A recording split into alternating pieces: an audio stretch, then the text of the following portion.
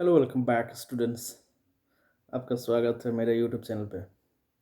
सबसे पहले तो छठ की छठ पूजा की आपको ढेर सारी शुभकामनाएं।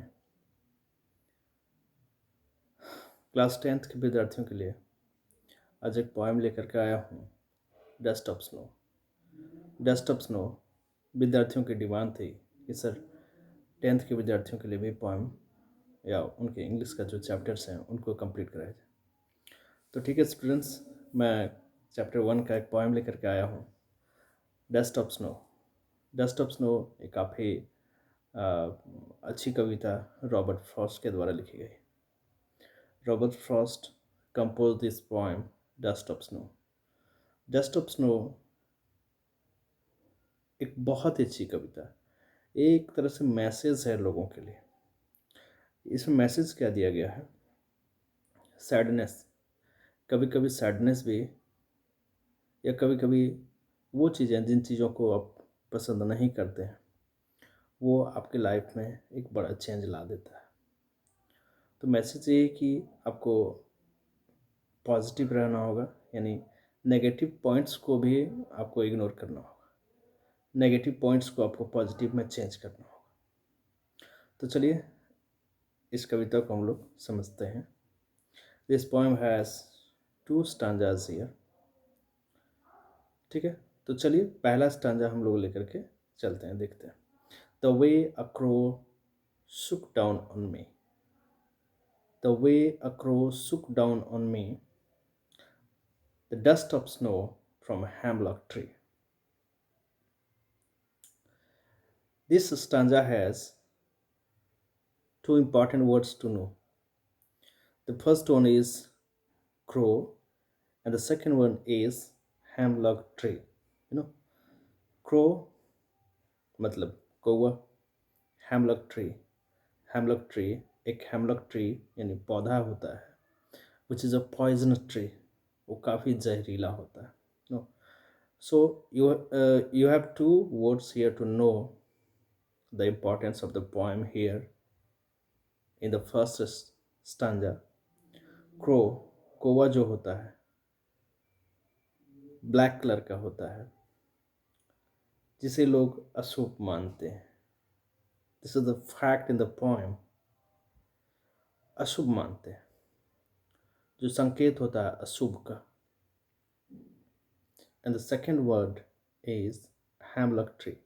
Hemlock tree which is poisonous tree, जो कि ये भी सैडनेस का प्रतीक है in this poem, in the first stanza. तो पहले स्टांजा में 2 वर्ड्स आए जो सैडनेस का प्रतीक दिखा रहा है। मीन्स टू से, कवि का यहाँ कहने का मतलब है कि नेगेटिविटी आपके अंदर आ सकती है, नेगेटिव चीज़ों को आपको पॉजिटिव बनाना है। It means the first stanza में, जो फर्स्ट स्टांजा है उसमें नेगेटिव चीज़ों को दिखाया गया। The way a crow shook down on me, the dust of snow from hemlock tree. Hemlock tree, जहाँ हेमलॉक ट्री था उसी ट्री के नीचे, उसी पेड़ के नीचे रॉबर्ट फ्रॉस्ट खड़े थे। And the tree was covered with snow. उस ट्री पे, उस हेमलॉक ट्री पे बर्फ के बहुत सारे टुकड़े पड़े हुए थे। इट मीन्स वो कवर था, वो ट्री पूरा कवर हो गया था बर्फ से। वो उसी पेड़ पे एक कौवा बैठा। The crow was sitting on that particular tree, hemlock tree. Hemlock tree पे वो कौवा बैठा हुआ था। And the poet was standing under the tree, under that particular hemlock tree. उसी पर्टिकुलर हेमलॉक ट्री के नीचे रॉबर्ट फ्रॉस्ट खड़े थे। यह एक्टिविटी होती है, कौवा एक्टिविटी करता है, which is a symbol of sadness, crow and hemlock tree also. ठीक है, तो उसकी एक्टिविटी से कवि में क्या चेंजेस होते हैं। The way across shook down on me, वहाँ से कौवा की जब एक्टिविटी होती है, उस पेड़ पे जब बैठा है कौवा और वो एक्टिविटी करता है, तो उस पेड़ पे लदे जो बर्फ़ के टुकड़े हैं वो गिर जाते हैं कवि के ऊपर। उसी हेमलॉक ट्री से बर्फ़ के टुकड़े कवि के ऊपर गिर जाते हैं कौवा की एक्टिविटी के द्वारा। जैसा कि टाइटल में ही बताया गया है, डस्ट ऑफ स्नो। यहाँ डस्ट का मतलब धूल नहीं, डस्ट का मतलब हो गया स्नो का, यानी बर्फ़ का छोटे छोटे टुकड़ा। तो पहले ही इस स्टैंजा में बता दिया है कि द वे अ क्रो सुक down on me the dust of snow from a hemlock tree. जिस हेमलॉक ट्री के नीचे कवि खड़े थे रॉबर्ट फ्रॉस्ट, उसी हेमलॉक ट्री पे कौवा भी बैठा हुआ था। और वो ट्री, हेमलॉक ट्री जो है वो कवर था, पूरा ढका हुआ था बर्फ़ से। तो कौवे की एक्टिविटी होती है तो बर्फ़ का टुकड़ा कुछ बारीकी जो है बर्फ़ के वो कवि के ऊपर गिर जाता है। यहाँ पहला स्टांजा में सैडनेस को बताया गया है। कौवा और हेमलॉक ट्री दोनों सैडनेस का प्रतीक है, सिंबल है। तब क्या होता है, बर्फ़ के टुकड़े कवि के ऊपर तो गिर गए। बहुत लोग मानते हैं, बहुत चीज़ों का शुभ मानते हैं, उसमें से कौवा भी है, हेमलॉक ट्री भी है।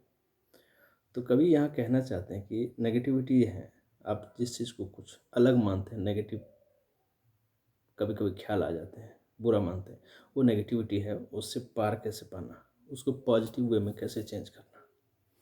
सी the second stanza of the poem, okay, has given my heart a change of mood and save some part of a day I had rued. वो जो बर्फ़ का टुकड़ा गिरा कवि के ऊपर, उस टुकड़े ने, बर्फ़ के टुकड़े ने कवि के हृदय को बदल दिया। इट मीन्स कि जो नेगेटिविटी कवि के अंदर थी कौवा और हेमलॉक ट्री को लेकर के, वो काफ़ी चेंज हो गया, वो पॉजिटिव में चेंज हो गया। Has given my heart a change of mood, यानी मेरा मन जो है, मेरा हृदय जो है, मेरा दिल जो है वो बदल गया, रॉबर्ट फ्रॉस्ट कहते हैं। And save some part of a day I had dream. Rain का मतलब होता है हेल्ड इन रिग्रेट, जिन जिन चीज़ों की वो पछतावा कर रहे थे रॉबर्ट फ्रॉस्ट दिन में, तो वो उस पार्ट को वो क्या कर रही है, and save some part of a day I had, जिन चीज़ों से वो रिग्रेट कर रहे थे, खेद प्रकट कर रहे थे, उसे सेव कर लिया गया। And save some part of a day, उस पार्ट को, डे के उस पार्ट को, यानी दिन के उस पार्ट को उन्होंने सेव कर लिया। और उसके बाद उनका मूड जो है वो चेंज हो जाता है कौवे की एक्टिविटी से।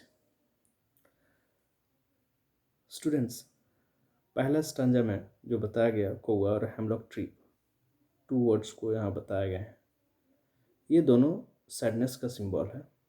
और सैडनेस जो होते हैं लाइफ में आते हैं, उन सैडनेस को आप, यानी उस उन नेगेटिविटी को आपको पॉजिटिव में कैसे चेंज करना है, ये इस पोएम के माध्यम से रॉबर्ट फ्रॉस्ट सीख देना चाहते हैं लोगों को। तो कविता कैसी लगी आप ज़रूर बताना स्टूडेंट्स।